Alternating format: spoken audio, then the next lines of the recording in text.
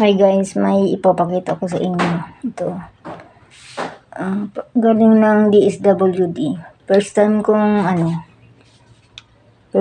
makareceive ng relief goods dito. Kasi yung unang bigayan, hindi ako kasali sa lista kasi wala pa ako dito nang nagbagyo. Dumating kasi ako dito, nakabagyo na.